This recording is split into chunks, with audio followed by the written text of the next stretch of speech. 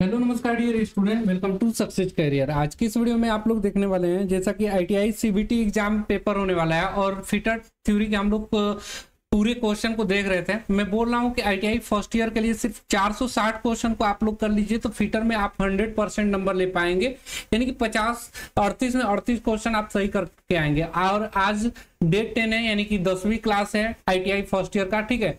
और आप लोगों के लिए mock test, free mock test available हो चुका है सक्सेस कैरियर ऐप पे, तो आप क्या कर सकते हैं, अपनी तैयारी कर सकते हैं सक्सेस कैरियर ऐप से।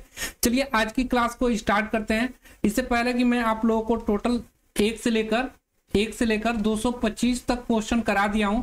ये आगे आप 226 का क्वेश्चन है। अगर आप पिछली वीडियो नहीं देखे हैं तो लिंक आपको डिस्क्रिप्शन बॉक्स में दे दूंगा, आप सभी वीडियो को देख जाइए। और जिन कैंडिडेट को आंसर पता होगा ना, वो आंसर बताते चलेंगे। चलिए आज की 226 नंबर का क्वेश्चन का आंसर बताएंगे। दिया हुआ है कि शीट मेटल के कोने पर कौन सा नोच 45 अंश के कोण पर काटा जाता है, ठीक है। यानी कि यहाँ पे तरह तरह के नोच दिखाया गया है, जैसे कि वायर नोच, स्लैंट नोच, स्क्वायर नोच और स्ट्रेट नोच।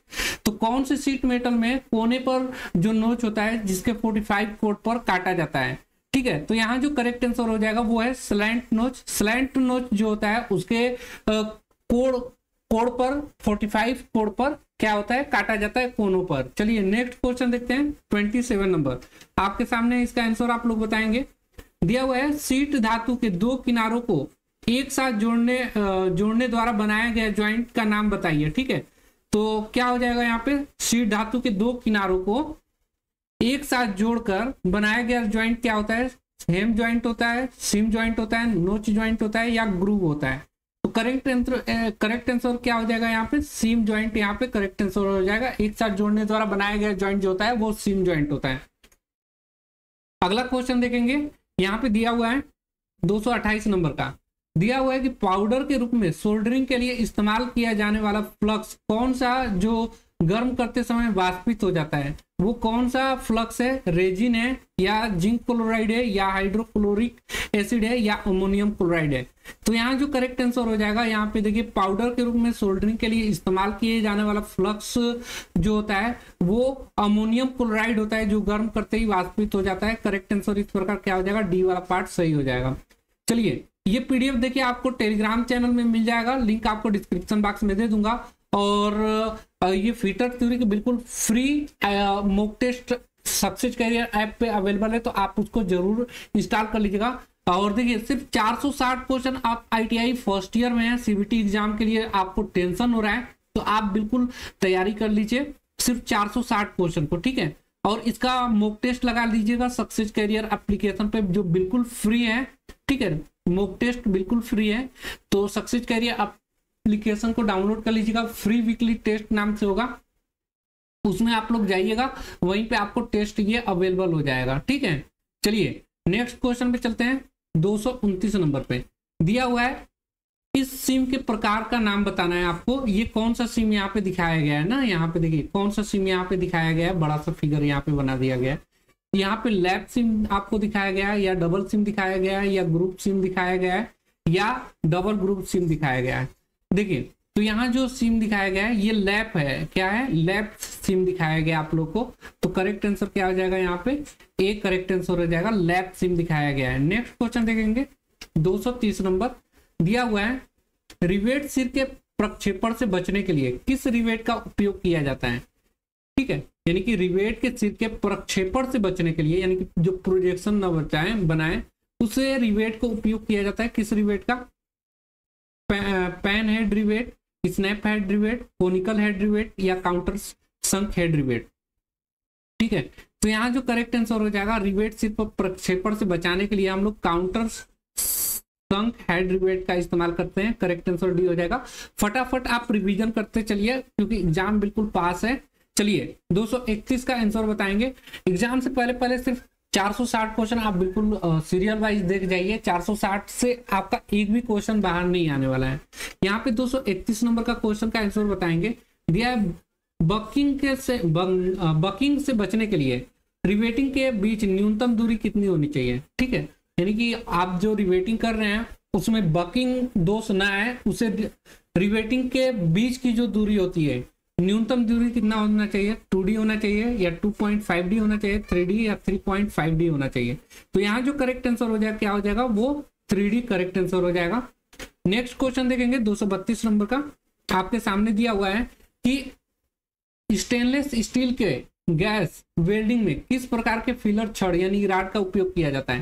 यानी कि जब हम लोग स्टेनलेस स्टील की गैस वेल्डिंग करेंगे तो उसमें फिलर जो राड होगा यानी कि फिलर की जो छड़ होगी किसका उपयोग करेंगे, प्योर एल्युमिनियम का, कापर सिल्वर एलॉय का, यानी मिश्र एलॉय का मतलब क्या होता है, मिश्र धातु, यहाँ पे कोलंबियम स्टेनलेस स्टील का या कापर कोटेड माइल्ड स्टील का।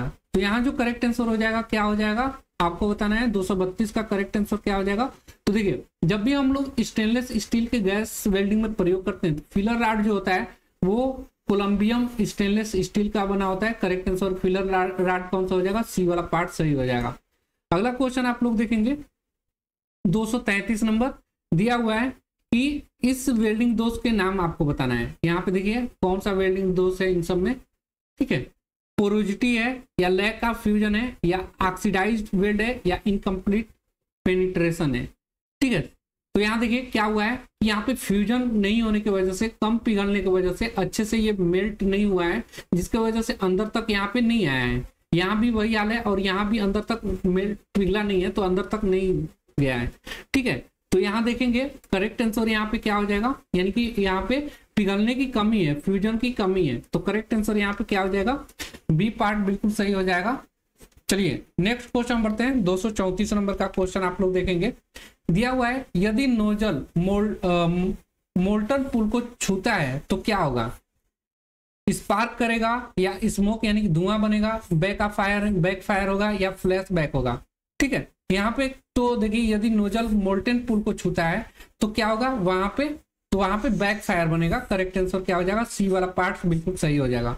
अगला क्वेश्चन देखेंगे, दिया हुआ है कि आर्क वेल्डिंग में इस जोड़ का नाम बताना है। आर्क वेल्डिंग में ये जो जोड़ आपके सामने यहाँ पे फिगर दिखाया गया है इसका नाम बताना है।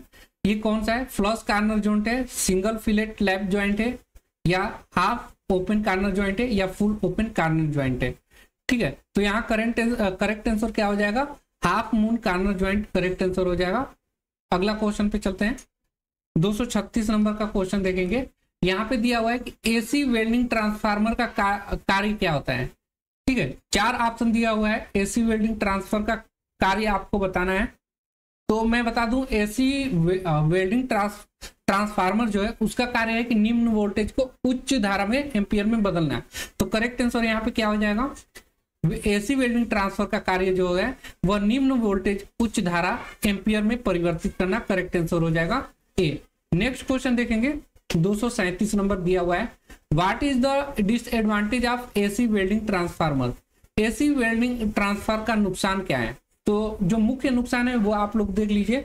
जो एसी वेल्डिंग ट्रांसफार्मर का मुख्य नुकसान होता है वो है अलौह धातु वेल्डिंग के लिए उपयुक्त नहीं है।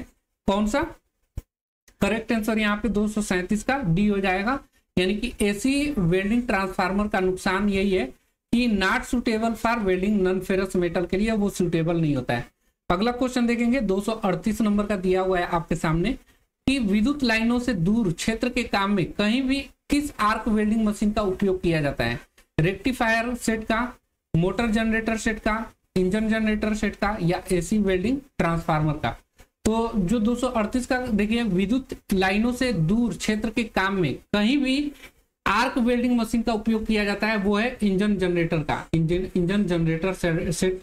जहां पे देखिए विद्युत लाइनों से दूर क्षेत्र पे कोई वर्क कर रहे हैं जहां पे हमें विद्युत लाइन प्रोवाइड नहीं होता है तो वो क्या होगा, वहां पे आर्क मशीन कौन सा होगा, engine generator set correct answer हो जाएगा। अगला 239 नंबर का क्वेश्चन का आंसर बताएंगे। यहाँ पे दिया हुआ है कि कौन सी आर्क वेल्डिंग मशीन इलेक्ट्रोड और जाब में बेहतर ऊष्मा वितरण प्रदान करता है। तो याद रखिएगा जो कौन सी आर्क वेल्डिंग जो होता है तो रेक्टिफायर जो होता है, rectifier set arc welding machine जो होता है वो इलेक्ट्रोड और जाब में बेहतर ऊष्मा वितरण प्रदान करता है। करेक्ट आंसर क्या हो जाएगा, यहाँ पे ए हो जाएगा। अगला 240 नंबर का क्वेश्चन देखेंगे। दिया हुआ है एसिटिलीन गैस सिलेंडर पर किस रंग का पेंट होता है। तो मैं ये क्वेश्चन आप लोगों को बहुत ही इंपॉर्टेंट है, कॉम्पिटिटिव एग्जाम में भी पूछा जाता है। एसिटिलीन गैस का जो सिलेंडर का कलर होता है वो मैरून कलर होता है, करेक्ट आंसर डी हो जाएगा। काला कलर किसका होता है, तो ऑक्सीजन। कभी कभी देखिए ऑक्सी एसिटिलीन गैस में ऑक्सीजन का कलर पूछेगा तो ऑक्सीजन की जो सिलेंडर है उसकी कलर क्या होता है, ब्लैक होता है। आगे का क्वेश्चन देखेंगे 241 नंबर दिया हुआ है, बाएं ward welding technical blow pipe और फिलर रॉड में एंगल मेंटेन किया जाता है। कितना एंगल मेंटेन किया जाता है बाएं वार्ड वेल्डिंग टेक्निक में? देखिए यहाँ पे मान लीजिए कि ये वेल्डिंग चल रहा है, ये वेल्डिंग हुआ है, ये वेल्डिंग हुआ है, तो क्या हो रहा है यहाँ पे blow pipe filler rod in the left ward welding. Left ward welding का मतलब इधर देखिए ये क्या होता है, ये लेफ्ट होता है, ये राइट होता है। यानी कि हमारा जो वेल्डिंग राइट से लेफ्ट की तरफ चले, यानी कि दाएं से बाएं की तरफ चले, वही बाएं वार्ड वेल्डिंग कहलाता है। और इसमें ब्लो पाइप और फिलर रॉड में एंगल पूछ रहा है, तो एंगल मेंटेन कितना किया जाता है, तो वो एंगल मेंटेन किया जाता है 60 डिग्री और 30 डिग्री, करेक्ट आंसर हो जाएगा। यानी कि ब्लो पाइप, यहाँ पे ब्लो पाइप मान लीजिए कि ये ऐसे वेल्डिंग चल रहा है, ठीक है, ये ब्लो पाइप है, ये ब्लो पाइप है और ये किसी न किसी उपकरण से अटैच है, ये ब्लो पाइप है जहां से आर्क निकल रहा है, और ये फिलर रॉड है, ये क्या है, फिलर रॉड है। तो देखिए ब्लो पाइप, देखिए ब्लो पाइप से ये जो जॉब है वो 60 डिग्री पे होता है और ये फिलर रॉड से जॉब 30 डिग्री पे होता है, ये आपको याद रखना है। चलिए नेक्स्ट क्वेश्चन पे चलते हैं। 242 नंबर का दिया हुआ है, वेल्डिंग के दौरान करंट की सेटिंग कौन सा कारक निर्धारित करता है? वेल्डिंग के दौरान करंट की सेटिंग कौन सा कारक निर्धारित करता है? जोड़ के प्रकार पर, वेल्ड की स्थिति पर, लेंथ ऑफ इलेक्ट्रोड यानी कि इलेक्ट्रोड की लंबाई पे, या इलेक्ट्रोड के व्यास पे। तो देखिए यहाँ पे जो करेक्ट आंसर हो जाएगा, वेल्डिंग के दौरान जो करंट की सेटिंग कारक निर्धारित करता है वो इलेक्ट्रोड के व्यास पे निर्भर करता है। करेक्ट आंसर यहाँ पे डी हो जाएगा, इलेक्ट्रोड के व्यास। इलेक्ट्रोड के व्यास पे करंट की सेटिंग निर्धारित की जाती है। यानी कि इलेक्ट्रोड मोटा होगा, यानी कि व्यास उसका मोटा होगा, तो करंट भी हमें क्या ज्यादा देना पड़ेगा, और अगर इलेक्ट्रोड की व्यास कम होगी तो करंट कम में भी वो पिघल जाएगा। अगला क्वेश्चन देखेंगे 243 नंबर दिया हुआ है, स्टेप डाउन ट्रांसफार्मर में वेल्डिंग के लिए ओसीवी क्या है जो मुख्य आपूर्ति वोल्टेज 220 या 440 वोल्ट को कम करता है? ठीक है, यानी स्टेप डाउन ट्रांसफार्मर में वेल्डिंग के लिए ओसीवी क्या है जो मुख्य आपूर्ति वोल्टेज 220 या 240 वोल्ट को कम करता है। तो उसकी स्टेप डाउन वेल्डिंग के लिए ओसीवी कितना रहता है? ओसीवी जो रहता है वो 40 एंड 100 वोल्ट रहता है, 40 और 100 वोल्ट करेक्ट आंसर हो जाएगा। बिल्कुल एग्जाम में ऐसे ही क्वेश्चन आएगा, आपको एग्जैक्ट यही क्वेश्चन का आंसर देकर आना है। 244 नंबर का क्वेश्चन देखेंगे, दिया कौन सी वेल्डिंग मशीन जो सभी प्रकार के इलेक्ट्रोड का उपयोग करके लौह तथा अलौह धातुओं को वेल्डिंग करने के लिए एसी और डीसी दोनों की आपूर्ति करने के लिए डिजाइन की गई है? तो यहाँ पे एसी और डीसी दोनों की आपूर्ति करने के लिए डिजाइन की गई है। रेक्टिफायर सेट का, ट्रांसफार्मर सेट का, मोटर जनरेटर सेट का, या इंजन जनरेटर सेट का? तो यहाँ जो करेक्ट आंसर हो जाएगा वो 244 का ए सही हो जाएगा, रेक्टिफायर सेट यहाँ पे करेक्ट आंसर हो जाएगा। अगला 245 नंबर का क्वेश्चन देखेंगे, दिया हुआ है, दिखाए गए वेल्डिंग प्लांट में किए गए सुरक्षा संचालन का नाम बताइए। ठीक है, यहाँ पे सुरक्षा संचालन का नाम बताना है। ये क्या है, कंप्रेसर फ्यूज निकालता है, या गैसों को साफ करने के लिए सतह को ठंडा करना है, या पानी की सतह को साफ करने के लिए, या निकास वाहिनी फ्यूज और गैसों को पकड़ती है। ठीक है, तो देखिए यहाँ पे क्या दिखाया गया, निकास जो वाहिनी है यहाँ पे ये क्या कर रहा है, वाहिनी फ्यूज और गैसों को पकड़ता है। ये निकास वाहिनी जो है ये फ्यूज और गैसों को क्या करता है, खींचता है अपने तरफ। करेक्ट आंसर क्या हो जाएगा यहाँ पे, डी हो जाएगा, exhaust duct capture fuses and gases, यानी कि निकास वाहिनी फ्यूज और गैसों को पकड़ता है। नेक्स्ट क्वेश्चन देखेंगे 246 नंबर, दिया हुआ है, एक्स के रूप में चिन्हित भाग को पहचानना है। यहाँ पे एक्स के रूप में ये वाला पार्ट आपको पहचानना है, ये कौन सा पार्ट का नाम है। ये सेफ्टी प्लग है, स्टील बोतल है, या वाल्व स्पिंडल है, या डिसॉल्व एसिटिलीन है, बताएंगे। देखिए यहाँ पे जो लगा हुआ है ये वाला पार्ट एक्स के रूप में, यही बताना है, यही एक्स है। ये सेफ्टी प्लग है, क्या है ये, सेफ्टी प्लग, सेफ्टी प्लग। ठीक है, तो सेफ्टी प्लग यहाँ पे लगाए गए, करेक्ट आंसर क्या हो जाएगा, सेफ्टी प्लग। नेक्स्ट क्वेश्चन देखेंगे सॉरी 247 नंबर, दिया हुआ है, वेल्ड दिशा में उत्पन्न होने वाली विकृतियां का क्या नाम है। एंगुलर डिस्टोर्शन, कोणीय विकृति आता है, बेंडिंग विकृति आता है, या लॉन्गिट्यूडनल विकृति आता है, या ट्रांसवर्स विकृति आता है। डिस्टोर्शन जो होता है यानी कि जब हम वेल्डिंग दिशा में उत्पन्न होने वाली विकृतियां का नाम बताना है तो यहाँ जो करेक्ट आंसर हो जाएगा वो क्या हो जाएगा, लॉन्गिट्यूडनल डिस्टोर्शन करेक्ट आंसर हो जाएगा सी। नेक्स्ट क्वेश्चन देखेंगे 248 नंबर दिया हुआ है, वेल्डिंग और कटिंग ऑपरेशन के दौरान कोण में धातु के किनारे का नाम क्या है।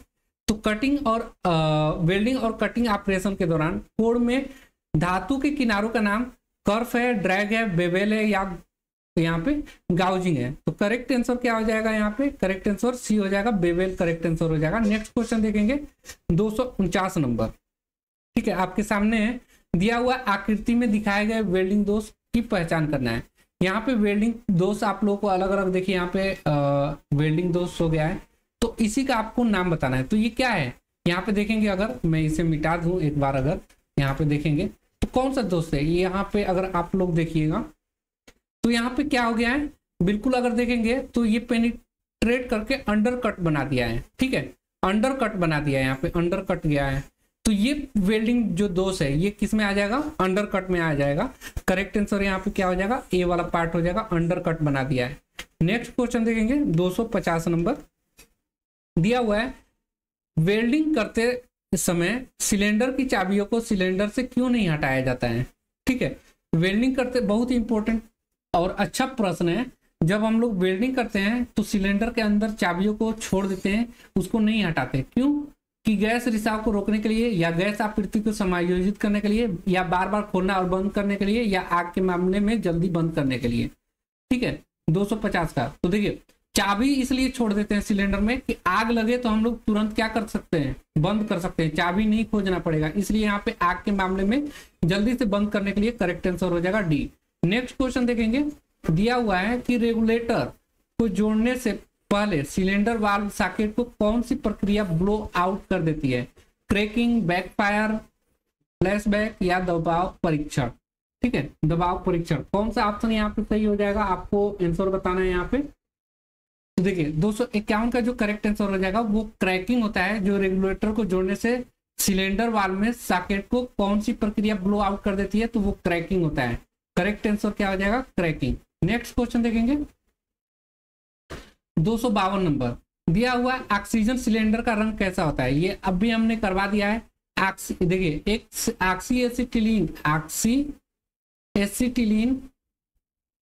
एसिटिलीन गैस वेल्डिंग जो होता है, गैस वेल्डिंग है ये एक प्रकार का, इसमें ऑक्सीजन का कलर पूछता है, तो ऑक्सीजन का कलर आपको काला याद रखिएगा। ऑक्सीजन का कलर कैसा होता है, काला होता है। ऑक्सीजन सिलेंडर का जो कलर होता है वो काला। और कभी एसिटिलीन गैस की सिलेंडर की पूछे तो एसिटिलीन का कैसा होता है, मैरून। ये आपको याद रखना है। चलिए 252 के बाद 253 नंबर का क्वेश्चन आप लोग देखेंगे, इसका आंसर आप लोग बताएंगे। दिया है एक्स के रूप में चिन्हित भाग का नाम बताना है। यहाँ पे दिया हुआ है इस पार्ट का आपको नाम बताना है। तो 253 का ये पार्ट क्या दिखाया गया है, देखिए हैंडल दिखाया गया, तो हैंडल ये नहीं है। मिक्स चेंबर यहाँ पे जहाँ पे गैसें मिक्स होती हैं, जैसे मान लीजिए ऑक्सीजन और acetylene gas, oxy acetylene gas लेते हैं तो ऑक्सीजन और एसिटिलीन गैस जहाँ पे मिलती है उसे मिक्स चेंबर कहते हैं। ठीक है, तीसरा ऑप्शन यहाँ पे दिया हुआ है कि ऑक्सीजन कंट्रोल वाल्व। तो देखिए एक होता है यहाँ पे, ये ऑक्सीजन कंट्रोल वाल्व है जहां से ऑक्सीजन की आपूर्ति होती है, और दूसरा जो वाल्व यहाँ पे दिया होता है ये एसिटिलीन को कंट्रोल करती है। तो ऊपर जो भी वाल्व दिया रहता है उसे ऑक्सीजन कंट्रोल वाल्व के नाम से जानेंगे। यहाँ पे करेक्ट आंसर हो जाएगा सी। अगर वही नीचे वाला पूछता है यहाँ वाला तो वो क्या हो जाता है, एसिटिलीन कंट्रोल वाल्व हो जाता है। नेक्स्ट क्वेश्चन देखेंगे 254 का दिया हुआ है, what is the name of PPE. PPE का नाम बताना है। यहाँ पे ये क्या है, एक प्रकार का इसमें ग्लास होता है, जब हम लोग वेल्डिंग करते हैं ना तो इसको पहन के करते हैं, इसी का नाम बताना है। ये क्या है, पोर्टेबल स्क्रीन है, या चिपिंग गॉगल है, या हाथ वाली वेल्डिंग स्क्रीन है, या वेल्डिंग हेलमेट स्क्रीन है, बताएंगे कमेंट बॉक्स में अगर आपको पता होगा तो। देखिए ये वेल्डिंग हैंड स्क्रीन है, यानी कि हाथ से पकड़ने वाली वेल्डिंग स्क्रीन है। करेक्ट आंसर क्या हो जाएगा, सी हो जाएगा। चलिए नेक्स्ट क्वेश्चन 255 नंबर पे चलते हैं। दिया हुआ है, आर्क वेल्डिंग प्रक्रिया में सेलुलोसिक इलेक्ट्रोड का उद्देश्य क्या है। ठीक है, आर्क वेल्डिंग में जो सेलुलोज जो होता है वो इलेक्ट्रोड का उद्देश्य क्या होता है? जमा हुआ स्लैग को हटाना या बहुत आसान होता है, या हाई स्ट्रेंथ स्टील के लिए इस्तेमाल किया जाता है, या इसका उपयोग लो कार्बन स्टील के लिए किया जाता है, या यह सभी स्थिति के लिए उपयोग किया जाता है। तो इसका जो करेक्ट आंसर हो जाएगा वो होता है सेल्यूलोज। इलेक्ट्रोड का उद्देश्य जो होता है जमा हुआ स्लैग जो है उसे हटाने के लिए बहुत आसान कर देता है सेल्यूलोज इलेक्ट्रोड। करेक्ट आंसर क्या हो जाएगा? ए हो जाएगा। अगला क्वेश्चन देखते हैं 256 नंबर। यहाँ पे दिया हुआ है कि एक्स के रूप में चिन्हित भाग का नाम बताना है। यहाँ पे एक्स के रूप में ये चिन्हित भाग का नाम आपको बताना है, ठीक है। तो यहाँ 4 ऑप्शन है आपके पास। प्री हीटेड कंट्रोल वाल्व है, ऑक्सीजन कंट्रोल वाल्व है, हॉरिजॉन्टल कंट्रोल वाल्व है, या वर्टिकल एडजस्टमेंट है। तो इसके द्वारा हम लोग क्या करते हैं? वर्टिकल एडजस्टमेंट करते हैं, ठीक है। तो इसका नाम क्या हो जाएगा? Vertical adjustment. Correct answer D हो जाएगा। नेक्स्ट क्वेश्चन देखेंगे 257 नंबर। दिया है ऑक्सीजन सिलेंडर की भंडारण क्षमता क्या होती है, ठीक है। ऑक्सीजन जो सिलेंडर होता है उसमें भंडारण क्षमता यानी कि कितना 7 मीटर क्यू होता है, या 10 मीटर क्यू होता है, या 100 मीटर क्यू होता है, या 15 मीटर क्यू होता है? बताएंगे आंसर। देखिए इसका जो करेक्ट आंसर होता है ऑक्सीजन सिलेंडर का भंडारण जो क्षमता होती है वो 7 मीटर प्रति क्यू होता है। करेक्ट आंसर यहाँ पे क्या हो जाएगा? ए हो जाएगा। चलिए नेक्स्ट क्वेश्चन देखते हैं 258 नंबर। दिया हुआ है कि गैस कटिंग के दौरान शरीर को उड़ने वाली चिंगारी, यानी कि गैस वेल्डिंग करेंगे तो उसमें से जो चिंगारी है उड़कर शरीर पे आ जाती है, उसे बचाने के लिए उपयोग किए जाने वाले उपकरण का नाम क्या है? चमड़े की टोपी पहनते हैं, या चमड़े का एप्रोन पहनते हैं, या चमड़े का जूता, या कटिंग गॉगल्स पहनते हैं, ठीक है। तो क्या पहनते हैं? तो चमड़े का जो एप्रोन होता है ये पूरी बॉडी पे, यानी कि एक कपड़ा होता है पूरा ऊपर से लेकर नीचे तक ढक देता है, एप्रोन लेदर एप्रोन होता है, उसी को पहनते हैं कि गैस वेल्डिंग के दौरान उससे उड़ने वाली चिंगारी बॉडी पे ना पड़े, शरीर पे ना पड़े, नहीं तो जला देगा। अगला 259 नंबर का क्वेश्चन आप लोग देखेंगे। दिया हुआ है गैस वेल्डिंग में उपयोग के बाद लौ को कैसे बुझाएं, ठीक है। लौ को कैसे बुझाएं? गैस वेल्डिंग में उपयोग करने के बाद लौ को कैसे बुझाएं? तो देखिए ऑक्सी एसिटिलीन गैस में पहले ऑक्सीजन को बंद करें, पानी में ब्लू पाइप को डुबोएं, ऐसे बंद किया जाता है? बिल्कुल नहीं। देखिए 259 का जो यहाँ पे फिर आया है कि गैस वेल्डिंग में उपयोग के बाद लौ को बुझाने के लिए क्या करते हैं? एक साथ ऑक्सीजन और एसिटिलीन वाल्व बंद करते हैं। ये भी गलत है, ये भी गलत है। एक साथ बंद नहीं करते हैं, और नहीं ब्लो पाइप को पानी में डुबाते हैं, ऑक्सीजन को बंद करते हैं। अगला दिया है shut off oxygen valve first next acetylene valve. Oxygen valve बंद करिए फिर एसिटिलीन वाल्व को बंद करिए, ठीक है। तो यहाँ भी ये भी गलत है। अगर देखिए एसिटिलीन वाल्व बाद में बंद करेंगे ना, तो एसिटिलीन जो गैस है ये ज्वलनशील गैसेस है और ऑक्सीजन की उपस्थिति में जलता है। तो सबसे पहले हमें क्या करना पड़ेगा? एसिटिलीन गैस को बंद करना पड़ेगा। तो देखिए ये चौथा ऑप्शन सही हो जाएगा, यानी कि एसिटिलीन वाल्व को हम पहले बंद करेंगे और ऑक्सीजन वाल्व को बाद में बंद करेंगे, क्योंकि आपको पता है कि एसिटिलीन अगर निकलता रहेगा तो वो ऑक्सीजन से क्रिया करके वो जल जाएगा, क्योंकि ज्वलनशील गैस है। तो सबसे पहले हम ज्वलनशील गैस को बंद करेंगे फिर ऑक्सीजन को बंद करेंगे। इस प्रकार गैस वेल्डिंग में उपयोग के बाद लौ को बुझाने के लिए हम लोग क्या करेंगे? एसिटिलीन वाल्व को पहले बंद करेंगे और ऑक्सीजन वाल्व को बाद में। चलिए नेक्स्ट क्वेश्चन का आंसर बताएंगे। यहां दिया है आर्क वेल्डिंग के दौरान ध्वनि प्रभाव क्यों गुनगुनाते हैं? लंबी चाप की लंबाई के कारण, शीघ्र वेल्डिंग के कारण, लघु चाप वेल्डिंग के कारण, या सामान्य चाप की लंबाई के कारण। तो 260 का जो करेक्ट आंसर हो जाएगा वो लॉन्ग आर्क लेंथ के कारण, जो आर्क वेल्डिंग के दौरान ध्वनि प्रभाव गुनगुनाती है, भिनभिनाहट टाइप की आवाज आती है, वो लंबी चाप की लंबाई होती है। यानी कि जो आर्क वेल्डिंग होता है, जो आर्क निकलता है उसकी लंबाई ज्यादा होती है। नेक्स्ट क्वेश्चन देखेंगे 261 नंबर का। दिया है कि वेल्डिंग में कौन सा आंतरिक दोष नग्न आंखों के लिए अदृश्य होता है? स्पैटर, पोरोजिटी, अंडरकट, या स्ट्रे आर्क।